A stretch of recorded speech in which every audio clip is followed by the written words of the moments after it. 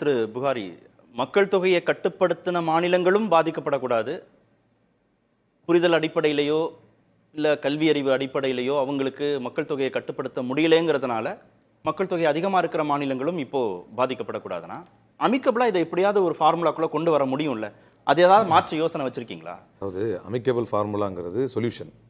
இப்போ அதுக்கு முன்னால் டிஸ்பியூட் என்ன அப்படின்னா, இப்போ நித்தி ஆயோக்ல 9th மீட்டிங்கில் பிரதமரே பேசும்பொழுது சொல்கிறாரு, ஸ்டேட்ஸ் எல்லாமே இனிஷியேட் பண்ணி டெமோகிராஃபிக் மேனேஜ்மெண்ட் பிளான்ஸை கொண்டு வாங்க அப்படின்னு பிரதமர் சொல்கிறார். எல்லா ஸ்டேட்ஸுமே அதை பண்ணணும் அப்படின்னு சொல்கிறார். சந்திரபாபு நாயுடு வந்து பிரதமர் அப்படி சொல்லிட்டு இருக்கிறாரு. பிரதமர் கூட்டணியில் இருக்கக்கூடிய சந்திரபாபு நாயுடு அவர்கள் லோக்கல் பாடி எலெக்ஷன்ஸில் வந்து 2 பிள்ளைங்களுக்கு மேலே இருந்தால் எலெக்ஷன் கண்டெஸ்ட் பண்ண முடியாது, சர்பஞ்சாக வர முடியாது, மேயராக வர முடியாது.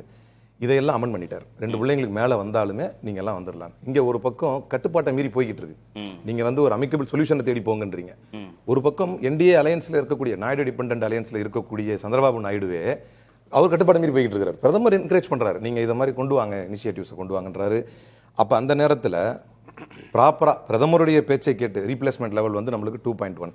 இந்த ரீப்ளேஸ்மெண்ட் லெவலில் கேரளா 1988 அச்சீவ் பண்ணிருச்சு, தமிழ்நாடு 1993 அச்சீவ் பண்ணிருச்சு, ஆந்திரா 2001, கர்நாடகா 2005.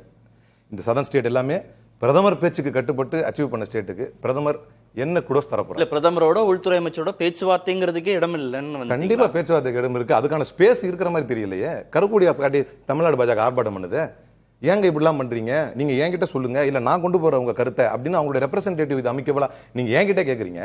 பாதிக்கப்பட்டு விடுவோமோ, பறிக்கப்பட்டு விடுமோ அப்படிங்கிற அச்சத்தில் இருக்கிறேன். எதை வச்சு அச்சத்தில் இருக்கிறேன்? கற்பனை இல்லையா? இல்ல, நான் எந்த பாப்புலேஷனை கண்ட்ரோல் பண்ணணும், அதாவது நம்முடைய ஸ்டேட் எந்த பாப்புலேஷனை கண்ட்ரோல் பண்ணிச்சோ அதையே நம்ம என்ன வந்து நாட்டுக்கு நல்லதை பண்ணமோ அதையே காரணம் காட்டி நம்முடைய உரிமையை பறித்து விடுவார்களோ சட்டத்தை காட்டி. இன்னைக்கு தேதி வரைக்கும் என்ன நீங்க சொல்ற உங்க வார்த்தையிலிருந்து இன்னைக்கு தேதி வரைக்கும் delimitation will be taken under process through census தான். அப்போ அந்த சென்சஸை வச்சு பாப்புலேஷனை காரணம் காட்டி நான் வந்து நம்ம முன்றைய அரசுகள்லாம் சொன்னதை வச்சு 1988 93, 2000, 2005 வரைக்கும் சதர்ன் ஸ்டேட்ஸ் எல்லாம் இவ்வளோ பர்ஃபார்ம் பண்ணியிருக்கும் பொழுது லாஸ்ட் பட் நாட் லீஸ்ட் அதே நேரத்தில் பீகார், உத்தரப்பிரதேஷ், ஜார்க்கண்ட் இந்த 3 மாநிலங்கள் குறிப்பாக இந்த நேஷனல் ஃபேமிலி ஹெல்த் சர்வீஸ்ல வந்து இன்னும் NHS 5ல நீங்க பாத்தீங்கன்னா இன்னும் அவங்க வந்து அந்த ரீப்ளேஸ்மெண்ட் லெவலுக்கு வரவே இல்லை. அப்போ கஷ்டப்பட்டு நைட்ல டீ வச்சு குடிச்சு எக்ஸாம் எழுதி நான் வந்து ஒரு 90 மார்க் எடுக்கிறேன், நீ அவங்களோட சேர்ந்து 35 வந்துரு அப்படின்னு சொன்னா கூட பரவாயில்ல, உனக்கு ஃபெயில் போட்டுருவேன், நீ பின்னால போகணும், அவங்களுக்கு முன்னால போவோம், பாவம் அவங்களால படிக்க முடியல அப்படிங்கிற சூழ்நிலையை சட்டத்தை காட்டியே சொல்லிட்டா என்ன பண்றதுங்கிற பயத்தில் இருக்கும் எங்களுக்கு.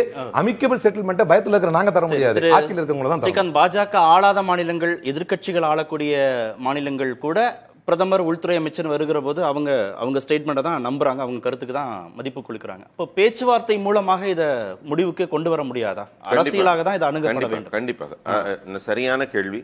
இந்த கேள்விக்கு முக்கியமான பதில் என்னன்னா, இங்கே திமுக அரசு இங்க என்ன பண்ணியிருக்கணும், இந்த விஷயத்தை இவங்க அணுக போறாங்கன்னா முதல்ல அவங்க எங்க வந்திருக்கணும், அதாவது இங்க ஒரு டெப்டி சிஎம் போடணுங்கிறதுக்கு முன்னாடி சுறுசுறுப்பா போய் பிரதமரை பார்த்து பேசிட்டு வர தெரிந்த அவருக்கு தமிழகத்துல இந்த மாதிரி எங்களுக்கு ஒரு எண்ணம் இருக்குன்னு போய் சந்திக்கலாமே, பேசலாமே. அங்க பேசுறதுக்கான என்ன முகாந்திரம் எடுத்தார்கள், என்ன ஒரு முன்னெடுப்பு கொடுத்தாங்க அவங்க? அதற்கான எந்த நடவடிக்கையும் எடுக்காமல் இங்க வந்து நடக்கிறது ஒரு பிரிவினைவாத, இங்க ஒரு பதட்டத்தை உருவாக்க வேண்டும், இங்க ஒரு பொய்யான ஒரு கட்டுரை உருவாக்க வேண்டும், இங்க ஒரு குழப்பத்தை உருவாக்க வேண்டும். ஆமா, கண்டிப்பா வடக்கு தெற்குங்கிற ஒரு பேதத்தை உருவாக்கி இங்க ஒரு பதட்டத்தை உருவாக்க வேண்டும். என்ன சொல்றாங்க எல்லாம் கம்பேர் என்ன பண்றாங்க? யூபிஏ பாரு, மத்திய பிரதேச மத்திய அரசு தயாரா இருக்கா? பேச்சுவார்த்தைக்கு தயாரா இருக்கா? எங்க யார் தான் இல்லாம இருக்கா? உங்க தேவைக்கு அவசரமா போறீங்கல்ல மத்ததெல்லாம் பேசுறதுக்கு. ஏன் நாட்டு மக்களின் தேவைக்காக நீங்க போகவில்லை? ஏன் நீங்க பேசவில்லை? இன்னொரு விஷயம் நாங்க இது சொல்லிட்டு தான் வைக்கணும். தமிழகத்துல ஒரு சட்டமன்ற கட்டிடம் கட்டினார் கலைஞர் அவர்கள், கட்டினாரு, பெருசா கட்டினாங்க. அது இப்ப மருத்துவமனை ஆகி போச்சு. அதுல 310 சீட்டு போட்டாங்க. என்ன கணக்குல போட்டாங்க? அது இடிச்சிட்டாங்க மேடம், அது வேற விஷயம். அது எந்த கணக்குல போட்டீங்க? 848க்கு கேக்குறீங்க. மேலவை எங்க இருக்கீங்க? இல்ல, மேலவை கொண்டு வர போறாங்க இல்லையா? நீங்க செஞ்சாங்கன்னா உங்களுக்கு வந்து தக்காளி சட்னி. இல்ல, சட்டமன்ற உறுப்பினர்கள், அதாவது சட்டமன்ற உறுப்பினர்கள் எண்ணிக்கை கூடுறதுனால 840 சீட் என்ன கணக்குல போட்டாங்க? நீங்க 310 சீட். Okay, 310 seat. சரி சார், முடிப்போம் சார், நேரம் ஆயிடுச்சு. செய்திக்கு நேரம் ஆயிடுச்சு. இரண்டாவதம் பேசுகிறார்கள். செய்திக்கு நேரம் ஆயிடுச்சு. சொல்வது என்ன, அவர் தயாரா இருக்காங்க, மத்திய அரசு பேச்சுவார்த்தைக்கு தயாரா. இவர் சார் பிஜேபி ல இருந்து வர பேசுறவங்க எல்லாம் போய் சொல்லிட்டு தான் சார் பேசுறாங்க. இவர் சொல்றதுனால தயாரா இருக்காங்க சொல்ல முடியாது. 2023ல விமன் ரிசர்வேஷன் பில்ல டீலிமிட்டேஷன் கொண்டு போய் சேர்த்தப்ப அப்பயே கேட்டோம். நம்ம அப்பயே சொன்னது கழுத்துக்கு மேல இது கத்தியா இருக்குன்னு அப்பயே சொல்லிட்டோம். நாங்க வந்து இப்ப புதுசாலாம் ஆரம்பிக்கல. அதனால இவர் வந்து இந்த மாதிரி பொய் பேசுறது வந்து ரொம்ப தப்பான ஒரு விஷயம். இந்த டீலிமிட்டேஷன் இஷ்யூல வந்து இன்னொரு ஒரு விஷயம் சொன்னாரு. 10 வருஷத்துக்கு அப்புறம் தான் வந்து நடக்கும் அப்படின்னு. 2029ல நடக்க போகுது. 2026ல இவங்க வந்து டீலிமிட்டேஷன் பண்ண போறாங்க. 29 எலெக்ஷன்ல வந்து அவங்க வந்து அமல்படுத்த போறாங்க. இவர் புதுசா வேற ஒன்னு சொல்லியிருக்காரு. அதுக்கு முன்னாடியே நடக்கும்னு வேற சொல்லியிருக்காரு. வேற ஏதோ பிளான்ல வேற இருக்காங்க.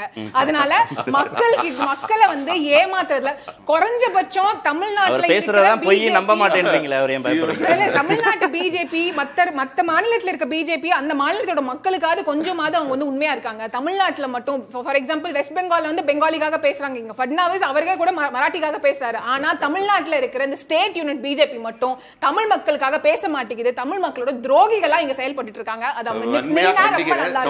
நீங்க கண்டிக்கிறதுனால அது வந்து பிரச்சனை இல்ல.